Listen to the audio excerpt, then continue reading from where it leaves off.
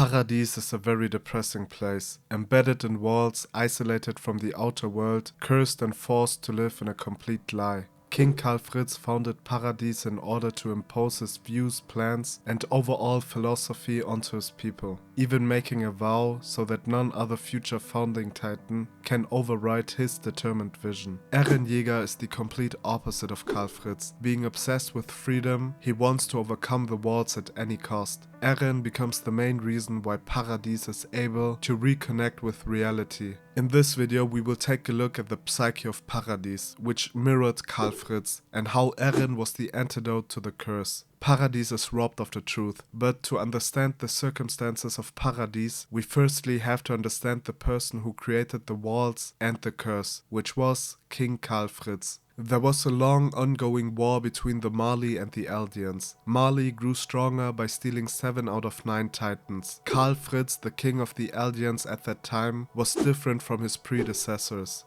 Karl Fritz got tired of war. He even stated that there should have never been Eldians or Titans in first place. He had the same submissive attitude as the Eldians on the land of Mali. He refused to fight any longer. He wanted to take responsibility for the brutal history of his people, and therefore he retreated onto a distant island, creating a short period of paradise for his people until the other nations arrived to bring an end to Eldians. Karl Fritz was the last royal blood person to fully use the abilities of the founding titan. Before his death, he guaranteed that his beliefs would continue to exist, making a vow that every successor of the founding is bound to his pacifist attitude.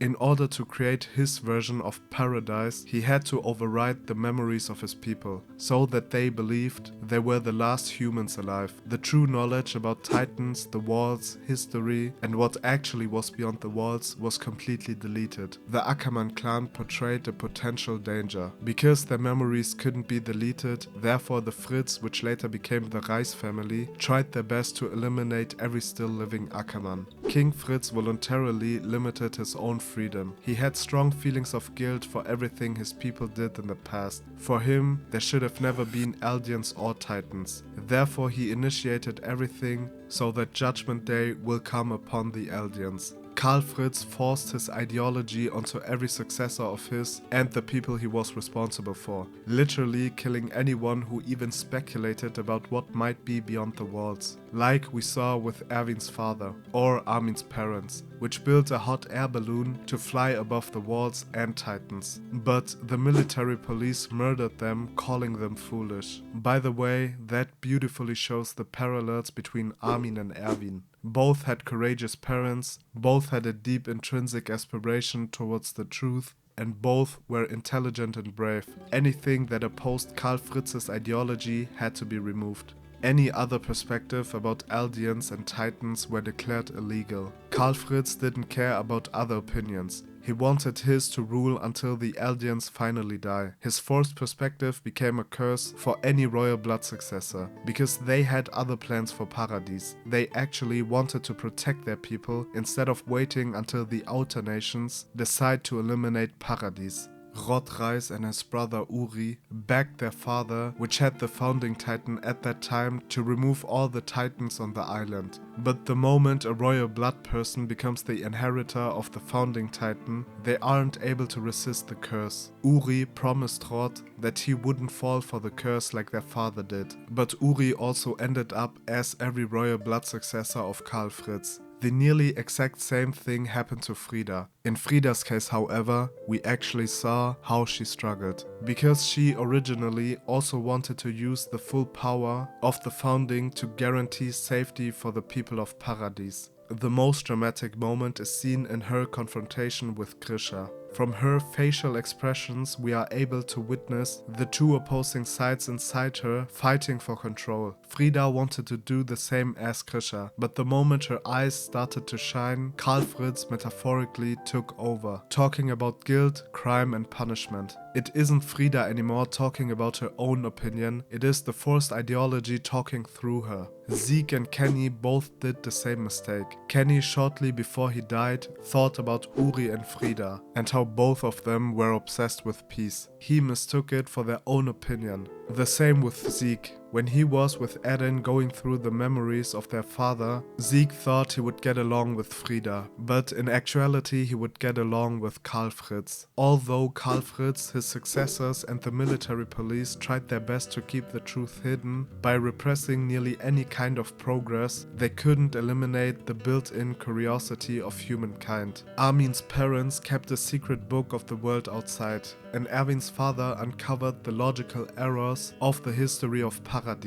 Even inside the walls, the people of Paradis didn't fully adapt to the same attitude of Karl Fritz, but the little curiosity of some isolated individuals still wasn't enough to overcome the deeply integrated ideology of Karl Fritz. And there comes the second aspect Karl Fritz didn't consider, namely the influence of the outer world. Krisha Jäger played an enormous role in order to break the curse of Karl Fritz. He was like a parasite from the outer world. Krisha became an independent source of truth, positioning himself against the ideology of Karl Fritz. Because of his intervention, the total destruction of Paradis was prevented, and the founding titan could be stolen in order to possibly use its full power again. But Krisha was just the prelude. He just paved the way for the true opponent of Karl Fritz, which is none other than Eren Jäger. Eren is the complete opposite of Karl Fritz. He never had any feelings of guilt being an Eldian. His mentality was that he was born into the world, therefore he has every right to be free. Instead of limiting his own freedom, praising the walls and appreciating the fake paradise, he always hated the walls, dreaming of exploring the world outside. Eren inherited the Founding and Attack Titan, which represents two opposing forces. On the one side, the curse of Karl Fritz, limiting freedom, and on the other side, the Attack Titan, which always strives towards freedom. Inside Paradis, the Fritz family, which later became the Reis family, was almost completely isolated from the ordinary. The king on the throne wasn't even the real king. The royal family had their own lonely church service, praying and preaching about peace, guilt and judgment day, which always was Karl Fritz talking through the current founding inheritor. What the Reis family didn't know is that the ordinary and royal are brothers, and therefore have to work together in order to overcome the curse. Eren and Zeke came together to break the curse of Karl Fritz. Keep moving forward. That was Eren's direct response to Karl Fritz. Eren was obsessed with this phrase, and it fits perfectly into the circumstances he was born into. Karl Fritz wanted to go back, creating a fake form of peace by manipulating his people so that development becomes incredibly hard. The people of Paradis partly adopted to the no development mentality of Karl Fritz, as we have seen with Kitz Wehrmann. Eren was revealed to be a titan, and the people of Paradis didn't know how to react. Therefore, Armin tried his best to defend Mikasa and Eren.